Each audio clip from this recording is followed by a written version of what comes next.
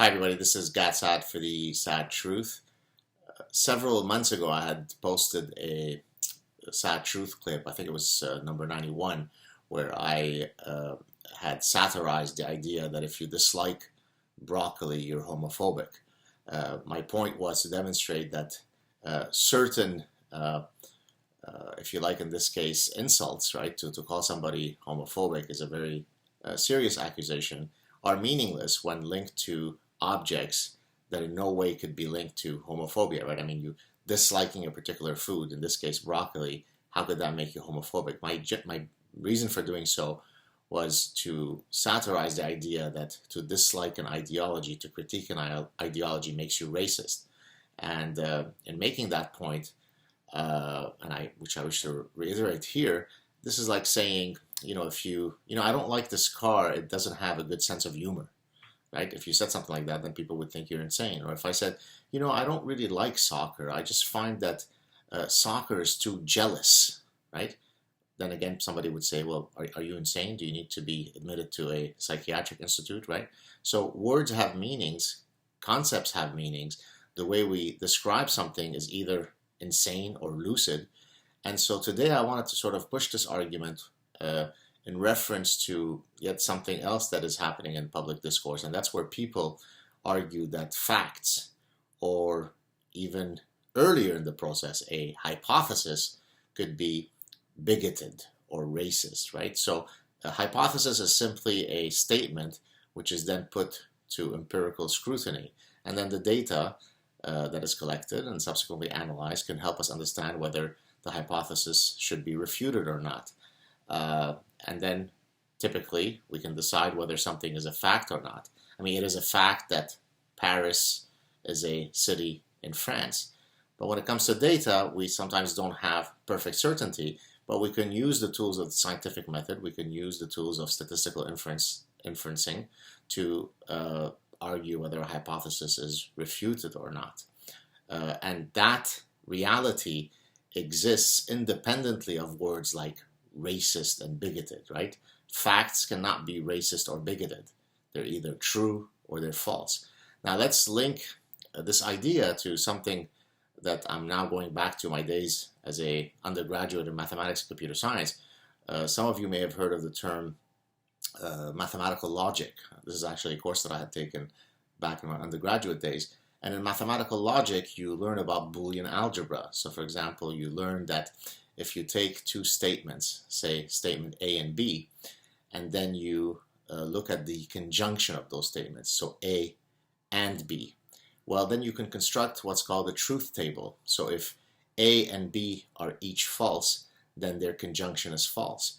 If either A or B is false and the other one is true, then their conjunction is false. The only possible instance where A and B as a conjunction is true is when both the statements A and B are respectively true. So that's one example of how we can use the operator known as a conjunction operator to know whether the statement making up the conjunction of A and B, what are the truth values that it can take.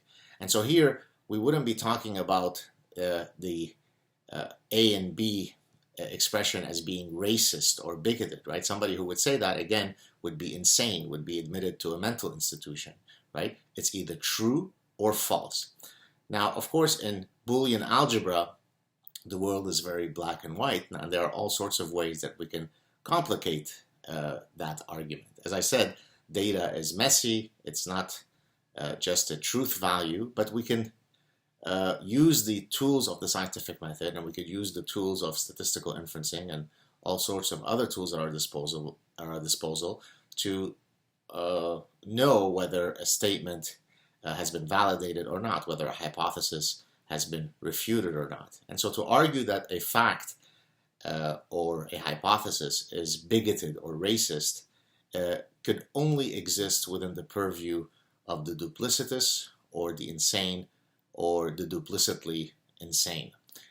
So when we, for example, talk about whether Islam yields greater number of terrorist attacks than the 9,999 other religions combined. To ask that question, first of all, is not racist, right? If for no other reason, then it doesn't involve any race. But to argue that it is bigoted because you're targeting one group of folks is, again, insane.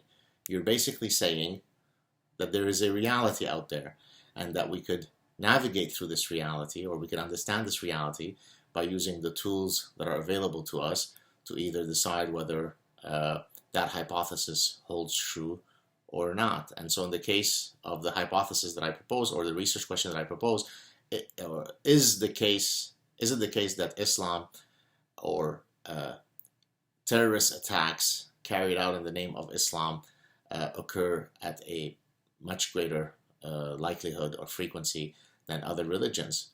Well, we can easily do that. There are databases that exist that have listed all such terror attacks. So, for example, there's a website called religionapeace.com, which actually uses a conservative set of criteria in listing all the terror attacks that have been done in the name of Islam since 9/11. And so far, they're at over 28,000 attacks.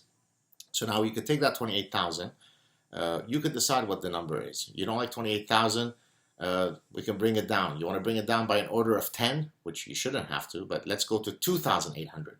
Well, if you then added up the terror attacks from every other known religion today, it wouldn't come anywhere close to that. How many would you have? 5, 10, 20, 30, 100? Whatever. I'll leave you to come up with that number. And if you find that number, please post it in the comments section.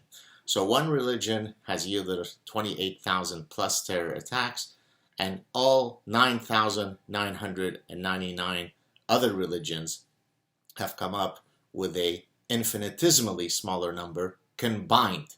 So can we come up with some statistic that can help us know if that finding is statistically significant?